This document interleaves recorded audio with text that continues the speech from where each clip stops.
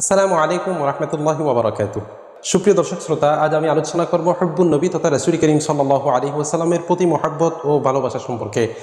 রবিউল আউয়াল মাস যখন আসে তখন পৃথিবীর প্রতিটি মুমিনের হৃদয়ে রাসূল করিম সাল্লাল্লাহু আলাইহি ওয়াসাল্লামের মহব্বত ও ভালোবাসা নতুনভাবে জাগ্রত হয়। রাসূলের মহব্বত ও ভালোবাসা প্রকৃত ঈমানদার হওয়ার পূর্বশর্ত। হাদিস শরীফে আছে, হযরত আনাস রাদিয়াল্লাহু তাআলা আনহু সূত্রে বর্ণনা, রাসূল করিম সাল্লাল্লাহু আলাইহি ওয়াসাল্লাম ইরশাদ করেছেন, লা ইউমিনু আহাদুকুম হাত্তা আকুনা আহাব্বা ইলাইহি মিন ওয়ালিদিহি ওয়া ওয়ালাদিহি ওয়ান নাসি আজমাইন। তোমাদের কেউ ততক্ষণ পর্যন্ত প্রকৃত ঈমানদার হতে পারবে না যতক্ষণ না সে তার সন্তান সন্ততি, তার মা বাবা এবং সমগ্র মানব জাতি থেকে আমাকে বেশি ভালো না বাসে।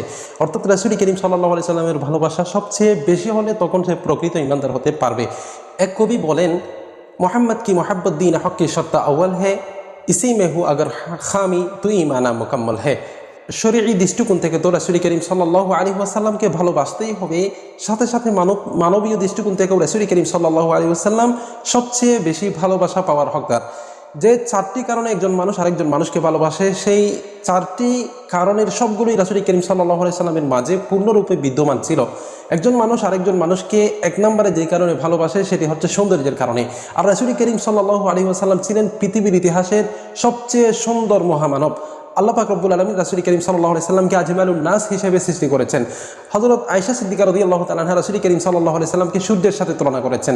লানা শামসুন ওয়ালিল আফাকি শামসুন ওয়া শামসি আফদালু মিন শামসি সামাই ফা ইন্না শামসা তাতলু বা'দা আল ফজর ওয়া শামসি তাতলু বা'দা আল ইশা।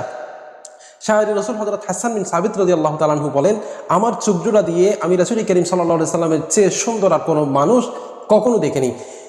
وأحسن منك لم ترى قط عيني وأجمل منك لم تلد النساء خلقت مبرأ من كل عيب كأنك قد خلقت كما تشاء।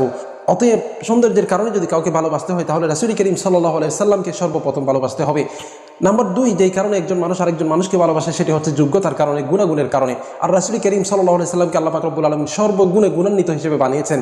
এমন কোনো গুণ ছিল না যেগুলো রাসূল করিম সাল্লাল্লাহু আলাইহি সাল্লামের মাঝে ছিল না। অতএব গুণের কারণে, যোগ্যতার কারণে যদি কাউকে ভালোবাসতে হয় তাহলে রাসূল করিম সাল্লাল্লাহু আলাইহি সাল্লামকে সর্বপ্রথম ভালোবাসতে হবে। নাম্বার 3, যেই কারণে একজন মানুষ আরেকজন মানুষকে ভালোবাসে সেটি হচ্ছে ইহসানের কারণে। আর রাসূল করিম সাল্লাল্লাহু আলাইহি সাল্লাম আমাদেরকে সবচেয়ে বড় ইহসান করেছেন। সারা পৃথিবীবাসীর উপর রাসূল করিম সাল্লাল্লাহু আলাইহি সাল্লাম ইহসান করেছেন। আমাদেরকে রাসূল করিম সাল্লাল্লাহু আলাইহি সাল্লাম জান্নাতের পথ দেখিয়েছেন, সঠিক পথ দেখিয়েছেন। এটা হচ্ছে সবচেয়ে বড় ইহসান। নাম্বার 4, যেই কারণে একজন মানুষ আরেকজন মানুষকে ভালোবাসে সেটি হচ্ছে করাবতের কারণে, আত্মীয়তার সম্পর্কের কারণে। আর রাসূল করিম সাল্লাল্লাহু আলাইহি সাল্লামের সাথে আমাদের সম্পর্ক হচ্ছে আত্মিক সম্পর্ক, আত্মার সম্পর্ক, রূহানি সম্পর্ক। আত্মীয়তার সম্পর্ক সেটা হচ্ছে ক্ষণস্থায়ী, শেষ হয়ে যায়, কিন্তু রাসূল করিম সাল্লাল্লাহু আলাইহি সাল্লামের সাথে আমাদের যে সম্পর্ক সেটা পরকালেও শেষ হবে না। রাসূল করিম সাল্লাল্লাহু আলাইহি সাল্লাম আমাদেরকে পরকালে ভুলবেন না। যে সময় রক্তের সম্পর্কের মানুষগুলো ভুলে যাবে সেই সময় রাসূল করিম